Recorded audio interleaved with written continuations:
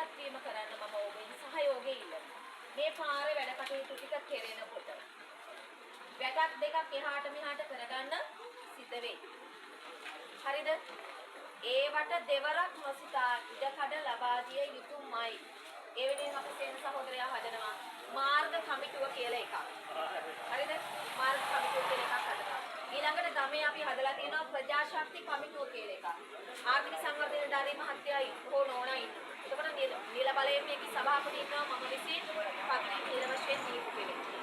එතකොට ඒගොල්ලෝ මේ කාරණාවට මෙදිහත් වෙන්න යම් අක්‍රමිකතාවයක් වෙනම නම් අපේ නිලධාරීන් ඉන්නවා. නිලධාරීන්ගේ දුරකථන අංක ඉල්ල ගන්න.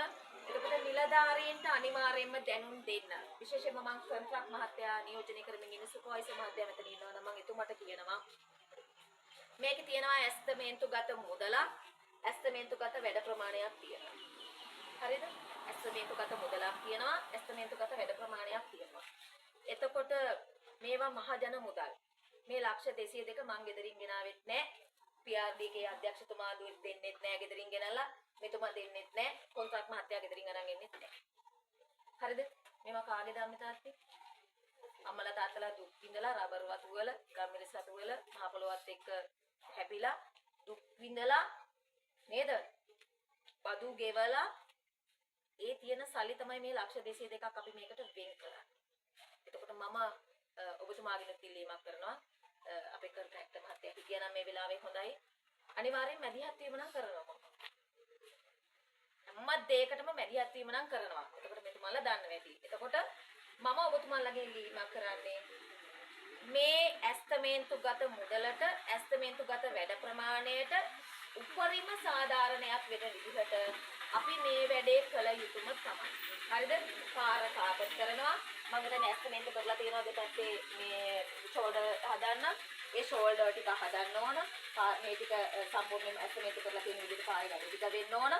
එතකොට මම නිතරම අධීක්ෂණයෙන් ඉන්නවා. මම අර කියපු කමිටුව සහ මාර්ග කමිටුව හදන අයට සහ ප්‍රජාශක්ති කමිටුවට නිල බලයෙන්ම ඒකේ ආර්ථික සංවර්ධනකාරී මහත්තයා වුණා ඉන්නවා IT කියනවා ව්‍යාපෘති අධීක්ෂණය කරන්න. ඒ වගේම තමයි නිල බලයෙන්ම අපේ සභාපති මන්ත්‍රී දින සහෝදරිද ඉන්නේ සුභාෂ සහෝදරිය අනුරාධා සහෝදරි. එතකොට ඒවා හොයලා බලන්න ඕන අපේ තාත්තේ. හරිද? ප්‍රශ්නයක් තියෙනවා නම් මේකේ දාන්න ඕන කෙලින්ම ෆෝන් එක ගත්ත ගමන් FBද? එහෙම වුණා හොඳේ. දැන් අපි අර මේ ගල්කොරිය පාරට කෝටි 3ක් වෙන් කරා. කෝටි 3යි. හරිද?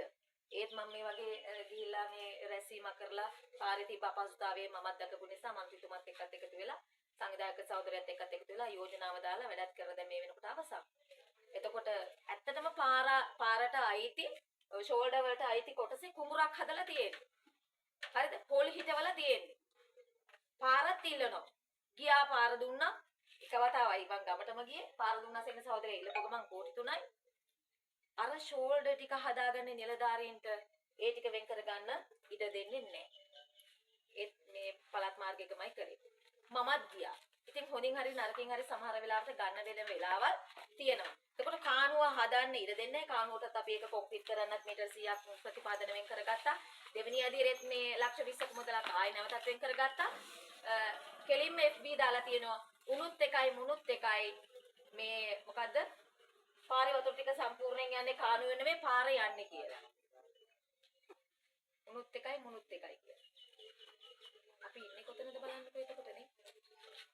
නේද? අපි හැමෝම එකයි ඒක වෙනම කතාවක්. නේද? එතකොට යම් ප්‍රශ්නයක් තියෙනවා නම් අපේ නිලධාරී මහතුරු ඉන්නවා. වගකීමෙන් බැඳිලා ඉන්නවා එතුමන්ලා මේක හරියට වෙනවද කියන එක අධීක්ෂණය කරන්න. එතකොට එතුමන්ලාට දැනුම් දෙන්න. මේ ඩීఓ මහත්තයා තමයි මේ පාර බාර වෙන්නේ. එතුමා මෙතන බොහෝ වෙලාවට නැඳනවා. එතුමාට දැනුම් දෙන්න. හරිද? එතනනොත් වෙන්නේ නැත්තම් මට දැනුම් දෙන්න. හරිද? එතකොට එහෙමනේ ප්‍රශ්න විසඳගන්නේ අපි. එතකොට මට දැනුම් දෙන්න. මේ මැදිහත් වීම අපි කරනවා. එහෙනම් මම තවදුරටත් කතා කරන්න බලාපොරොත්තු වෙන්නේ නැහැ. මම 10ට සෙවණකල ඉන්න ඕන. එහෙම ස්තුතියි ඔබ අද දවසේ මෙතෙත් එකතු වෙලා තමන්ගේ වැඩේ තමන්ගේ හදවතට දැනෙන විදිහට නේද ඔයාලගේ වැඩේ මේක ඔයාලා මැදිහත් වෙලා අපෙන් වෙන්න ඕන කාර්යය අපි කරා ඉදිරියටත් මැදිහත් වෙනවා ඕගොල්ලෝ හැමෝම එකතු වෙලා මේක හොඳට කරගෙන එහෙම නැත්නම් නේද පාර නිසියාකාරව මේ වැඩ කටයුතු ටික අවසන් කරා කියලා අපි හැමෝටම සතුටු වෙන්න පුළුවන් අධ්‍යයනයකට මැදිහත් වෙන්න කියන ඉල්ලීම කරමින් ඉදිරියටත් ඔබේ සහයෝගය බලාපොරොත්තු වෙමින් මම ලියන වෙනවා වෙනවා. බොහොම ස්තුතියි.